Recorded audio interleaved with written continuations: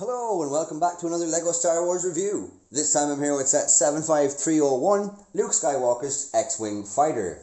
It was released on January 1st, 2021, has 474 pieces, is rated ages 9+, and comes with 4 minifigures as you'll see here. Luke Skywalker, Princess Leia, General Dodonna, and obviously then R2-D2, kind of a must-have if you have an X-Wing. This set was $52.13 in euros, $44.99 in pounds, and $49.99 in dollars. So, the Red 5 T-65B X-Wing Starfighter.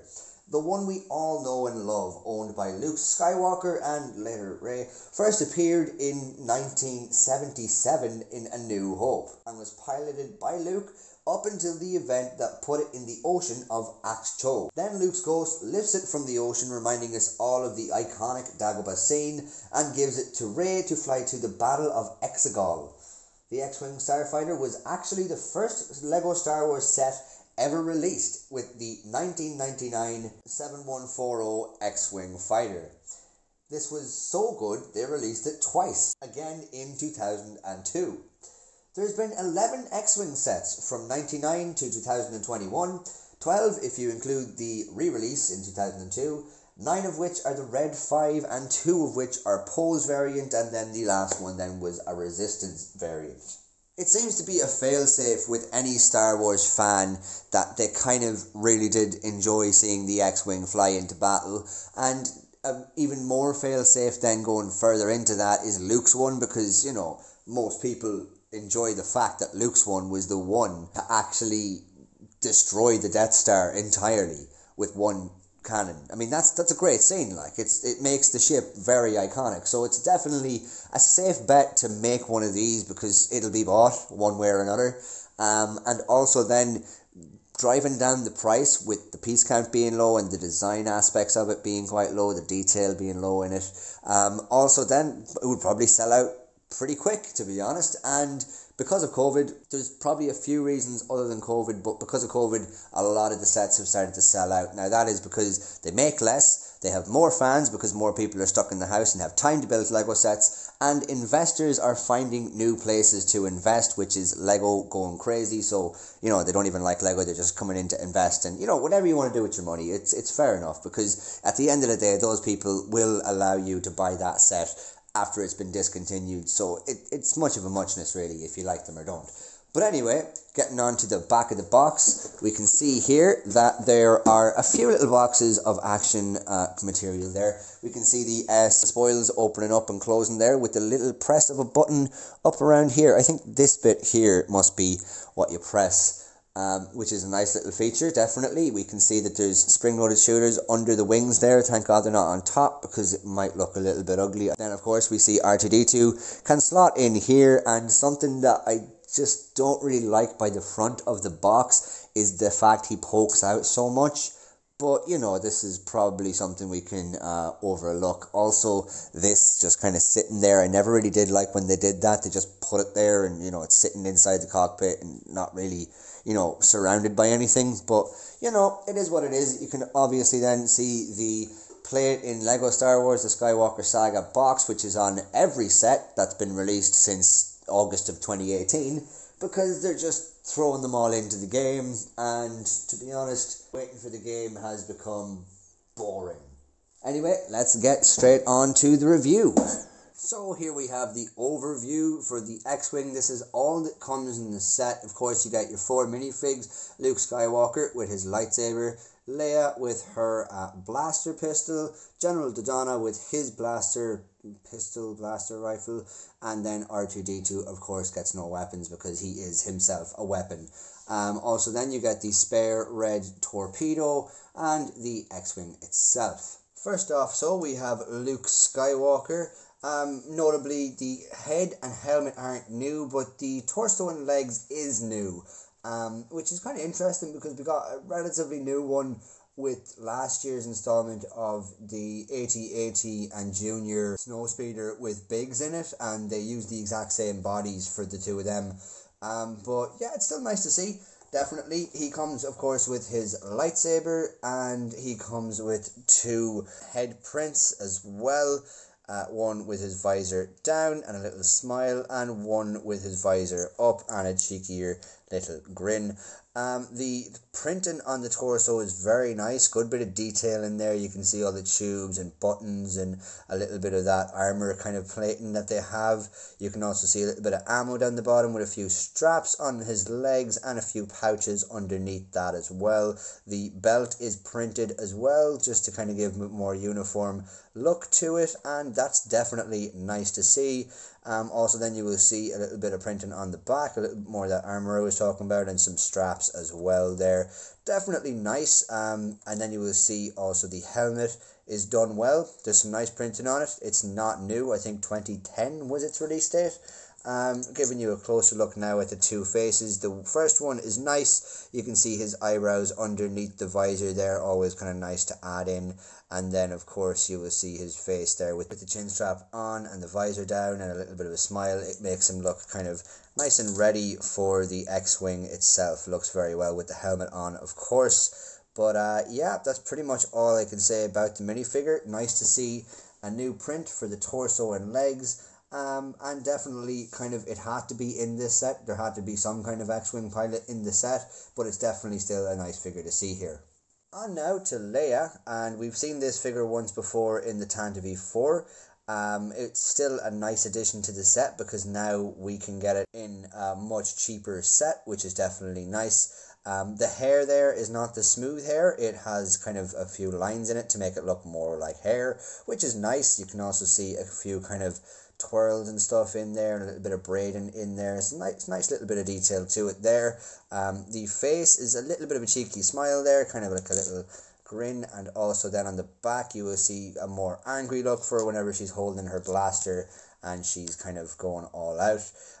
On the top then, very minimal. You can just see a couple of the folds and the belt, and on the sides then kind of pushed in a little bit there to make her look like she has a more womanly figure, like you'll see on all of the Lego Girl minifigures. On the bottom, you'll notice that it's not legs, it's the skirt piece, which is nice. Also then it's printed on the front there, a little bit of a gap there to make it look like it's raised from the floor a little bit, which is nice. Very small amount of detail in it. On the back as well, there's a little bit more, but definitely a nice bit of detail. You will also see her hood coming down over the back there with pretty much more of the same. You got the belt here and the kind of pushed in sides. Not an awful lot I can say about the minifigure, but definitely a nice little addition to the set. On now to General Dodonna, which is an entirely new minifigure apart from the hairpiece. So you'll see there that the torso and legs are new. They're printed quite well. It shows his kind of jacket there and also the kind of collar on his shirt underneath there. The contrast between colours is nice. It kind of is an accurate representation of the kind of Rebel Commander colours. Also then you'll see a little bit of a kind of darker shade on top for his shoulders and kind of chest on the jacket. And you will also then see some pockets underneath that and his belt underneath the jacket here, which is nice to see. And then of course the jacket is longer than just the down to the belt, so it shows that down here as well on the legs, nice and uniformed, belt printed there as well to make it really run in as one kind of look, which is definitely nice to see. On the back then you will see that dark I was talking about running around the back then, and two little lines to make it look like it's kind of folded like a little bit of fabric, like a jacket, which is nice. He has on the front a kind of worried or kind of done with life kind of face, and then on the back he has a little bit more of an alert face for whatever his reason may be. But of course his eyes are kind of just tired on both sides, you know, so they don't really give off that much emotion, which is kind of nice. It's nice to see that they've gone to an extra level, because there's not an awful lot of detail in any of their eyes, so it is kind of nice to see them go on that extra mile. You can see a few wrinkles in the top of on the top of the forehead there as well, and his beard is looking well. But otherwise, nothing else to say about this minifigure. It's a nice little addition to the set. I'm glad we have it, and it is the first time we've seen General Dodonna, so that is definitely a plus. On now to R2-D2. There is nothing I can say about this minifigure. What you see is what you get. You get the exact same mold from the first R2-D2 that they ever had. The print was updated, this one most recently in 2020, and we're kind of, he's been I think in 5 sets including this one, so it is kind of a newer version, but it's, you know, there's not an awful lot I can say. They've kind of just finely tuned all the details on him. They've given him a nice colour on the head there, as opposed to the very first like white head, white and blue. So they actually have added in that kind of chrome aspect to it. Maybe not chrome, but shiny. Again, not an awful lot I can really say about this minifigure. If you get one and the line is off, it's not like really, you know, proper, don't think you've got a misprint. It's actually more rare to find one that is printed like perfectly, but even then you're not going to get any money for it. Like, it's still, you know, not that worthful. Or nobody really wants an R2-D2 figure because they all have one at this stage. Still though, nice figure to have in here, and again with an X-Wing you have to have some kind of astromech, so it kind of makes sense to have Luke and R2 beside each other. So on now to the X-Wing itself, and it is definitely cheap. Okay, so it definitely is, like, you can notice that it is a price reduction, more so than the X-Wing that was released in the same wave. Mainly because this piece here just kind of sits there on its own in the middle, kind of like a sore thumb, as you'll see there. It's not really kind of in anything, it's just sticking out there. Also, if you take off this piece, which is the last piece to go on, you'll notice that it kind of goes from side to side here, which isn't really nice. I mean, it does kind of, once this is on, it does kind of, you know, hold it together well, but I think just that alone is a little bit just uncomforting while you're building the whole set. The mechanism for the S-Spoils is really cool. Now, I've touched on that and I've talked about it in the unboxing video, which should be released before this one and should be linked in the description below. But it is definitely really nice. I mean, how it works. You pick it up and you press in here. Now you have to pick it up because the landing gear is attached to the wing. So if you do that, it'll be kind of like, it won't work at all.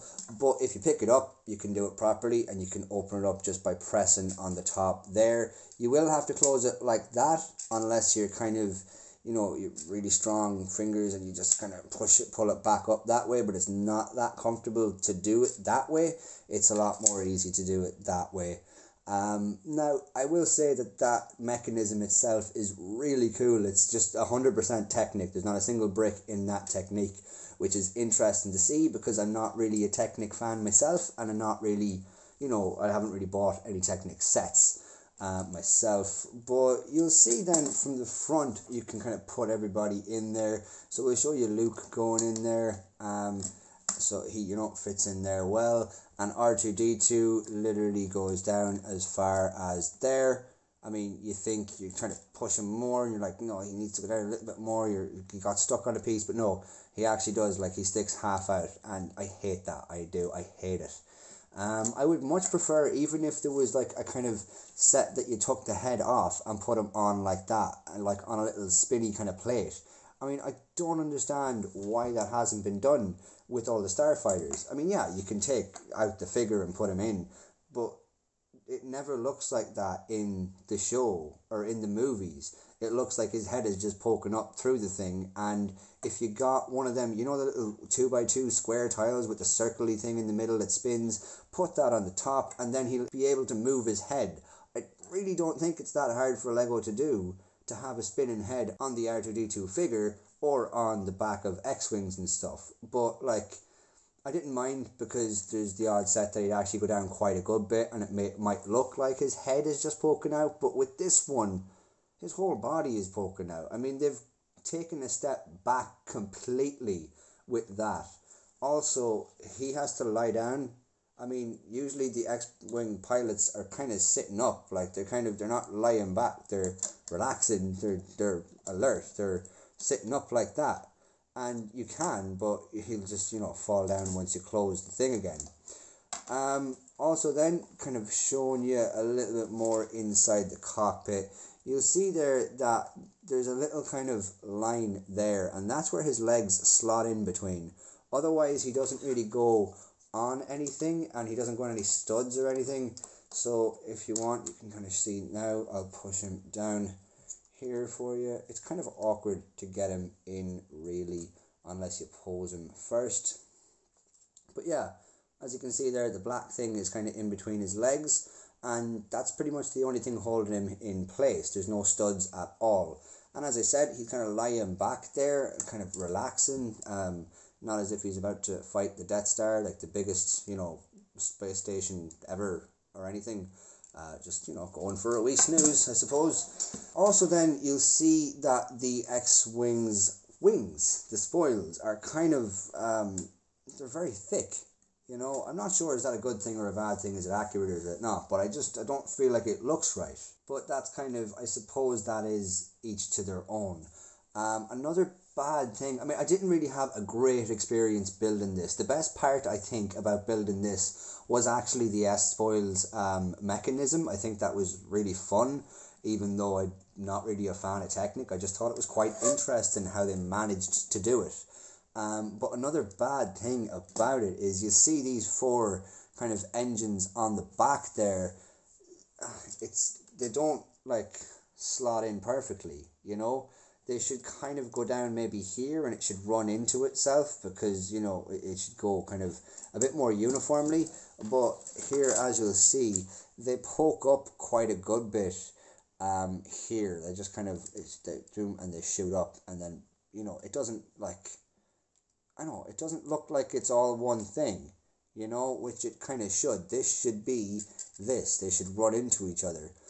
But yeah, again, not entirely happy with any of that. Another bad thing, I can't really find a lot of good things about it. Another bad thing is you can't really take off you can take off the landing gear like that, and possibly get it lost, or take this off entirely.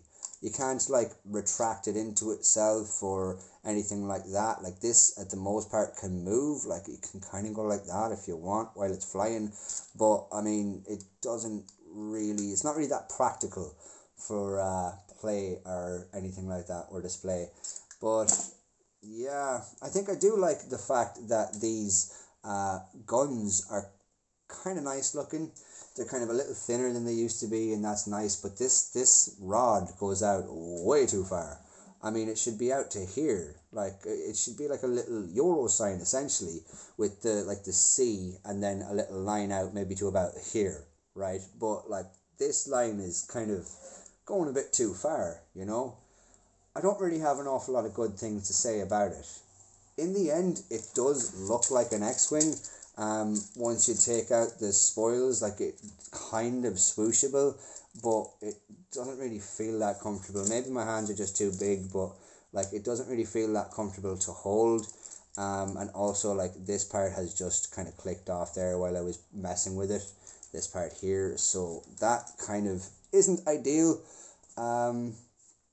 But again, this is definitely a price reduced set. You can tell that they wanted to drive down the piece count, the price count, and the detail gone into it. You can just kind of really tell. Now, I do like this part here on the nose, but it kind of, as far as we've come with LEGO Star Wars, I think it's definitely a massive backstep, just like most of the rest of this set. So the verdict is this: one way or another, the price reduction is very obvious. But from a playability point of view, there's a decent amount of figures to kind of work with and play with, to make scenes with and stuff like that, so that's good. The building doesn't require an awful lot of thinking or thought or technique or skill, so that's another good thing for playability. It doesn't take long. The price is perfect. It's a great price for any X-Wing for a kid who just kind of wants one. Especially if they don't have one. If they already have one, I think leave them at it. That's fine, unless they want to get a couple. then I would say maybe get a couple of these ones, because you're probably not going to get one as cheap as this. And also for the playability kind of aspect, it is fun. Like, it's an X-Wing, you're going to have fun with one way or another. Also, on the plus side of playability, it does have 2 torpedoes, which is always great for kids. They want that kind of playability, which is great. So on the playability side, if you're getting it as a present for someone who doesn't have an X-Wing or wants a couple of X-Wings, then yeah, go for it. But if you're thinking about getting this or the TIE Fighter and you want to spend your money wisely, I would probably go with the TIE Fighter. If you can get both, definitely do, because the figures in this one, you get more playability, you get more kind of options. And then from a collector's or a display point of view, I would say avoid this one if you can. For a collector's sense, yeah, fine, get it to have it. Like, you're collecting, it's nice to have. Also, if you don't have a Tantive 4 and you want the Donna, then this set is for you, because you can get the Leia from the Tantive 4, which is a nice Leia. It is definitely. The skirt there is definitely a nice addition. And General Dodonna is just kind of, for a completionist's point of view, it's something you have to have if you want to have a rebel kind of army of any kind, or a rebel fleet of any kind. And of course, the Luke Skywalker figure is nice because it's updated, it's a new version, but chances are we'll see this print again. It's not going to be just in this set. Otherwise, from a display point of view, I will say there's a lot of kinks. This doesn't look great. Like, it's cool the way they managed to find a new technique to make the point of the X-Wing, but I just really don't like it. There's too many holes in it. And to be honest, this doesn't really fill out the top that well. There's a lot of kind of open studs there and not properly shaped kind of aspects to it. The paint job on it, essentially, is a little bit inaccurate. Like, it's not perfect. The wings, I said, are a little bit too fat looking, and these are ridiculously long. These little poles are ridiculously long. They should not be that long, unless this was maybe moved up to around here or something. That might be okay, but again, it's just a little bit silly. Also, these don't kind of flow into one another. They kind of stick out on their own a little bit. And also taking off the landing gear is definitely a problem. I think it's just not ideal. It's not exactly the most efficient way to have the set, really. And also, you can't sit Luke up in it. He has to be lying down. I just wouldn't say it's a great set at all for displayability, especially if you're picky or if you're very kind of attention to detail, because this does not have any of that at all. Also, I haven't tried it, but I think putting it down with the spoils open, which I'll try in a second, will be a problem. I don't think it's even possible, to be honest, but we'll take Luke out there for a second so we don't get any casualties, and we'll try it out firsthand for you now. So we put it up and then we put it down, and again it closes automatically because the stand, or the landing gear, sorry, is right under it, attached to the wing. But no, I don't think it's great really at all for displayability there. It's, I think, hard to love. Thanks a million for watching my video, guys. Hope you enjoyed it. If you did, please leave a like down below, subscribe if you haven't already, and comment down below if you think there's anything that needs to be said. Thanks a million, guys. See you again. Take care.